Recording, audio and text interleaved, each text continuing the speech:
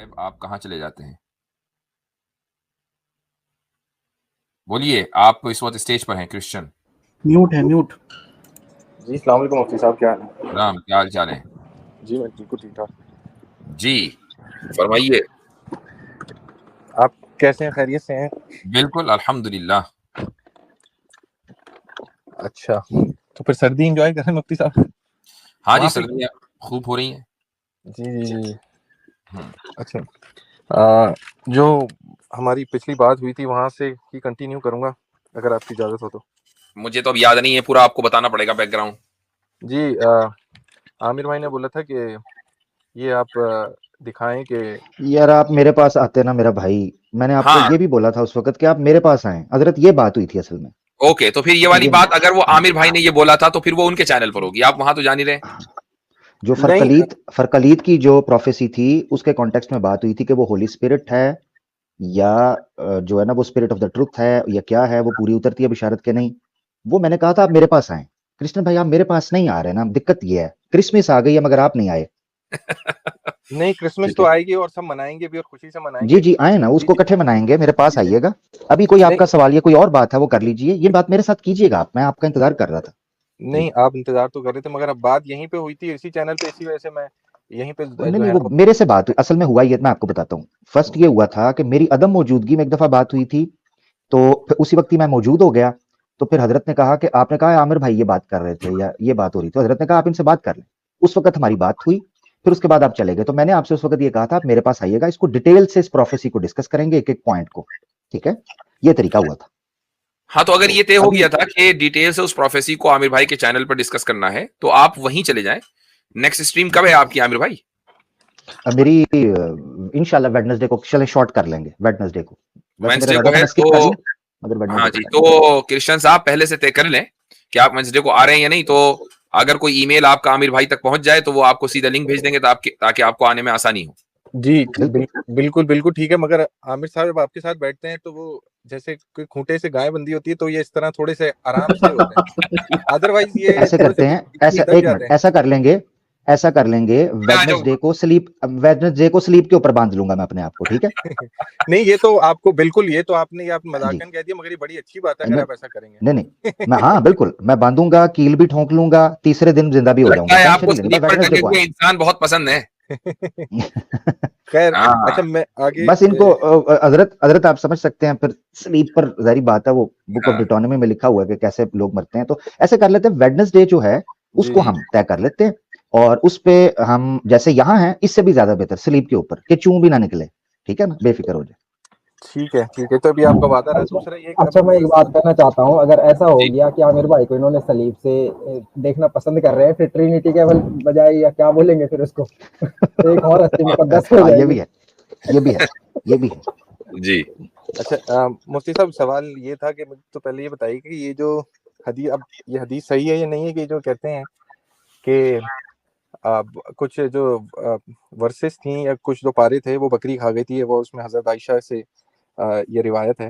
تو یہ روایت بتائیے، ایسے نہیں سنی سنائی باتوں پہ نہیں چلنے کا. وہ روایت بتائیں کون سی ہے.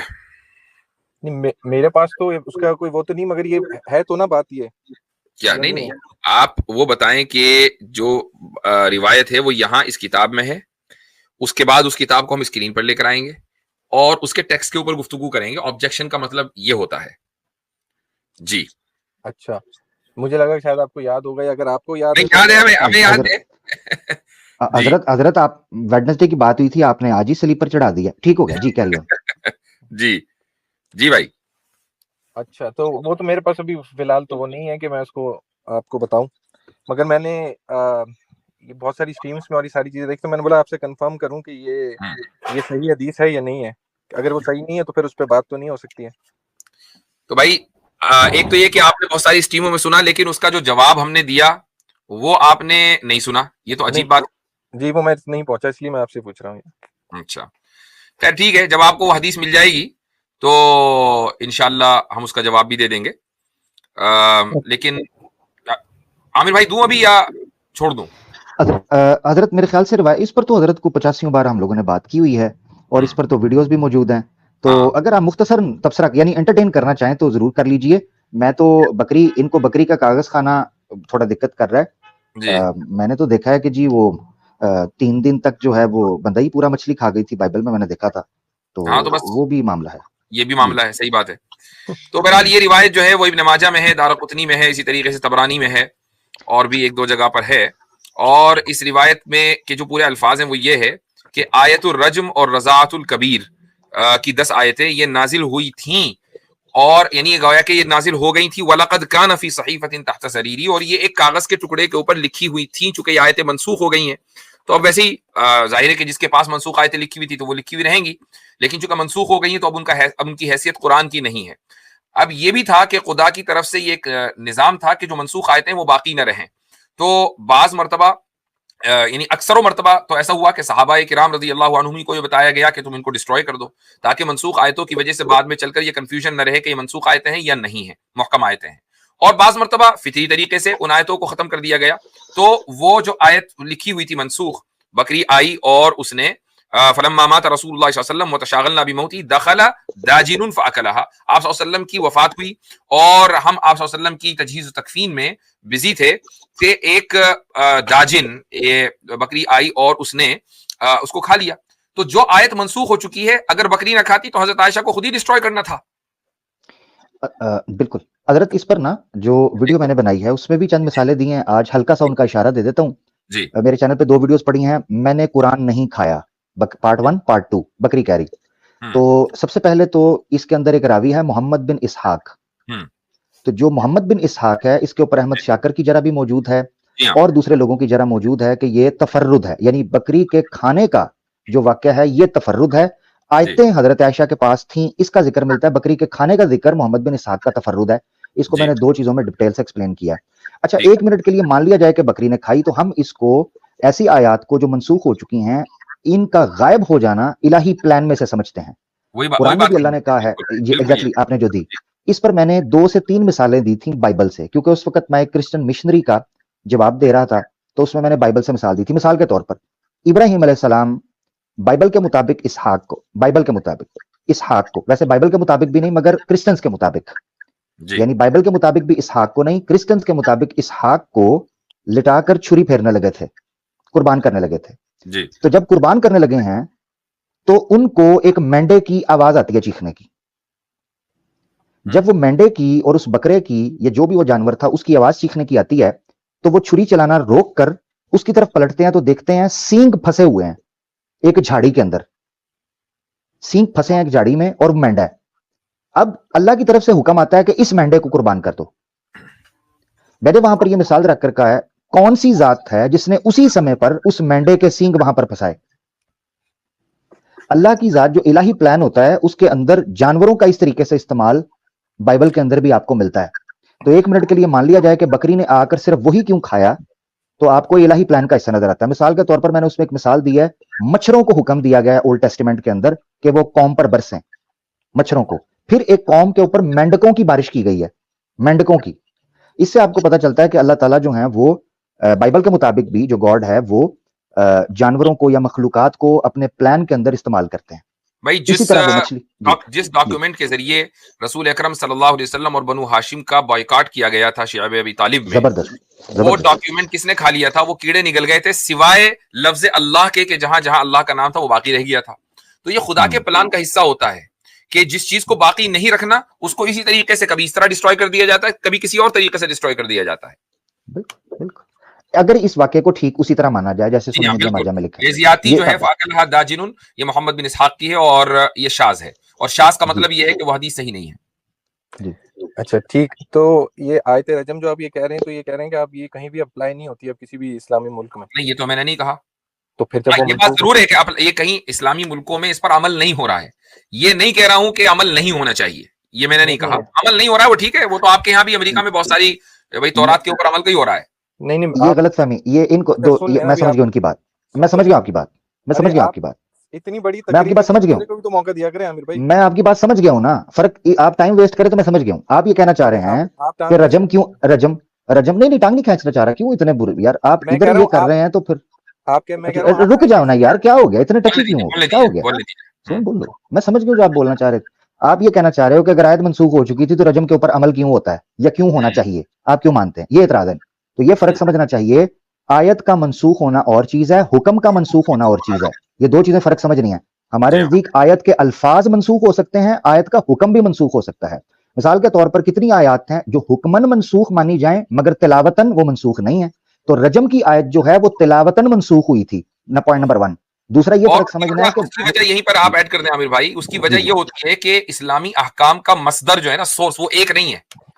جو بنیادی جو پرائمری سورس ہیں وہ دو ہیں, ایک قرآن ہے, دوسرا سنت ہے. تو اگر لفظ قرآن کے منسوخ ہو گئے اور حکم سنت سے ثابت ہے تو کوئی مسئلہ ہی نہیں ہے, حکم باقی رہے گا. بالکل بالکل. اور میں نے یہی بات کرشن بھائی سے کرنے لگا تھا کہ اس پر جملہ فقہا اور محدثین کا اتفاق میں نے پڑھا ہے ایک جگہ, اور اس سے استدلال بھی کرتے ہیں کہ رجم کی سزا کا تعلق سنت نبوی سے ہے, قرآن کی آیت سے نہیں. یعنی اللہ کے رسول نے اس حکم کو جاری رکھا جو تورات کے حکم میں, جیسے تورات کے کئی احکامات جاری ہیں, ایسے ہی رجم کا حکم بھی جاری رہا اور اللہ کے رسول نے سنت کے طور پر اس کو نافذ کر دیا. اس لیے ہم آیت کا انتظار نہیں بلکہ اللہ کے رسول کے عمل سے اس کا استشہاد کرتے ہیں. بہت شکریہ. جی بھائی, یہی تھا نا بات کرشن بھائی آپ کی. میں آپ سے یہ کہہ رہا ہوں کہ آپ یہ کہہ رہے ہیں کہ آیت جو ہے وہ منسوخ ہو سکتی مگر حکم نہیں, تو یہ مطلب یہ تم نہیں یہ نہیں کہا, اچھا غلط سمجھیں. میں نے آپ کو کہا ناسخ اور منسوخ ایک پورا سبجیکٹ ہے, آپ سمجھ رہے ہیں. اس میں نسخ ملٹیپل قسم کے ہوتے ہیں. بعض دفعہ تلاوت نسخ ہوتی ہے, حکم باقی رہتا ہے. بعض دفعہ حکم منسوخ ہوتا ہے, تلاوت باقی, یعنی لفظ رہ جاتے ہیں, حکم منسوخ ہو جاتا ہے. اور بعض دفعہ الفاظ ہٹ جاتے ہیں, حکم رہتا ہے. اس کی مثالیں ہیں, جیسے رجم کی مثال آ گئی اور حکم سائڈ پر ہونے کی آپ کو یہ سمجھ لیں کئی اور مثالیں آپ کو مل سکتی ہیں. سورہ بقرہ میں ہے جہاں پر آیت موجود ہے اور حکم منسوخ ہو گیا, اور وہ یہ کہ سورہ بقرہ میں ایک آیت ہے کہ جس کی روح سے مرنے والے کے لیے, جو قریب المرگ ہے, اس کے لیے وصیت کرنا والدین کے لیے فرض ہے. جبکہ آیت میراث میں سورہ نساء کے اندر میراث کی آیت نازل ہو گئی اور اس آیت نے اس حکم کو منسوخ کر دیا. الفاظ آج بھی باقی ہیں, الفاظ آج بھی باقی ہیں. بالکل ٹھیک ہو گیا. اب آپ نے جو مفتی صاحب یہ کہا ہے, تو پھر جو منسوخ ہو گئی ہے جو آیت, تو پھر اس کو بھی قرآن سے نکال دیا جائے؟ نہیں, اس کی بہت ساری حکمتیں ہیں. ایک تو یہی بتانا مقصد ہے کہ نسخ ہوا ہے, اور دیکھو یہ رہا نسخ کہ قرآن کی آیت موجود ہے اور اس کی جگہ, لیکن یعنی منسوخ آیت کے موجود ہونے کا مطلب یہ ہے کہ کانسیپٹ آف نسخ اور ایبروگیشن جو ہے وہ باقی رہے. اچھا, یہ جو نسخ ہے نا, یہ اس کو بہت سے لوگ عیب سمجھتے ہیں. یہ عیب اس لیے نہیں ہے کہ اگر نسخ عیب ہوگا نا تو ہر جگہ عیب ہوگا. اب آپ مثلا کرسچن ہیں, آپ نے مثلا تورات کی بہت سی باتوں کو, یا عیسائیوں کے یہاں یہ جو الگ الگ انبیاء علیہ الصلوۃ والسلام کو شریعتیں نازل کی گئی ہیں ان کے اوپر, تو ایک نبی کی شریعت نے پچھلی نبی کی شریعت کو منسوخ کر دیا, حالانکہ ساری شریعتیں اللہ تعالیٰ کی طرف سے ہی آئی ہیں. تو اگر ایک شریعت دوسری شریعت کو منسوخ کر سکتی ہے تو ایک آیت دوسری آیت کو منسوخ بھی کر سکتی ہے, چونکہ ساری شریعتیں بھی اللہ کی طرف سے اور آیتیں بھی اللہ کی طرف سے ہیں. بالکل. اچھا, اس میں ایڈ کرنا چاہتا ہوں کرشن بھائی, ایک جملہ صرف دیجیے گا, معذرت. ایک بڑی شاندار تحقیق ہے جس کو کتابی شکل میں شامل کر دیا گیا ہے ناسخ اور منسوخ کے اوپر. ایک تاریخی شاہکار ڈیبیٹ ہوئی تھی رحمت اللہ کیرانوی اور پادری فنڈر کے درمیان, یہ گوروں کے زمانے میں, جو اظہار الحق کے مصنف ہیں. وہ ڈیبیٹ جو تھی وہ بائبل اور قرآن کلام اللہ ہیں یا نہیں اس پر ہوئی تھی. اور آپ کو جان کر حیرانگی ہوگی کہ پادری فنڈر کو ناسخ اور منسوخ کے موضوع کے اوپر رحمت اللہ کیرانوی صاحب نے پبلک میں ناکو چنے چبوا دیے تھے. اتنے حوالہ جات موجود ہیں. اس پر میں نے ایک پروگرام کیا ہوا ہے کہ بائبل میں ناسخ اور منسوخ ہے کہ نہیں. تو یہ حضرت نے اس کی مثال بھی آپ کو دے دی ہے. اگر یہ کرشن بھائی یہ کہہ رہے ہیں نا کہ جب وہ حکم منسوخ ہو چکا ہے تو اس کو نکال دینا چاہیے, تو پھر اولڈ ٹیسٹیمنٹ کو نکال دینا چاہیے. یہ اتنی موٹی کتاب نہ لے کے گھومیں, کیونکہ پول نے شریعت کو لعنت قرار دے دیا ہے. جب شریعت لعنت قرار دے دی گئی ہے تو شریعت سے متعلق جتنے احکامات ہیں ان کو سائڈ پہ ہو جانا چاہیے, جبکہ پوری کی پوری اولڈ اور نیو ٹیسٹیمنٹ کمبائن بائبل کے طور پر آج بھی مسلم مانی جاتی ہے. تو وہ ڈیبیٹ جو ہے اگر کسی نے پڑھنی ہے تو بائبل سے قرآن تک اردو ترجمہ مفتی تقی عثمانی صاحب کی زیر سرپرستی وہ شائع کر دیا گیا ہے. اس کے ابتدائی طور پر اس مناظرے کی پوری رداد ہے. ناسخ اور منسوخ کے حوالے سے زبردست قسم کی گفتگو میں سمجھتا ہوں پڑھنے کے قابل ہے. رحمت اللہ کیرانوی صاحب کی پادری فنڈر کے ساتھ پبلک میں مانا تھا کہ بائبل بدل چکی ہے, اور یہ پادری فنڈر وہ تھا کہ جس کا ڈنکا بجتا تھا پورے ہندوستان کے اندر. میں آپ سبھی حضرات سے یہ گزارش کروں گا کہ اس ویڈیو کو اپنے جتنے بھی گروپس ہیں اس میں شیئر کریں. اسی طریقے سے اگر آپ لائک کریں گے تو اس سے یہ ہوگا کہ جو یوٹیوب الگوریدم ہے تو آپ کے جو فالوورز ہیں یا جو آپ سے لوگ جڑے ہوئے ہیں ان تک یہ ویڈیو پہنچے گی. یہ ضروری ہے کہ اسلام کا جو پیغام ہے مسلمان نہیں پہنچائیں گے تو پھر کون پہنچائے گا؟ ہمارا کام ہے یہاں آ کر گفتگو کرنا, آپ کا کام ہے اس گفتگو کو آگے پہنچانا.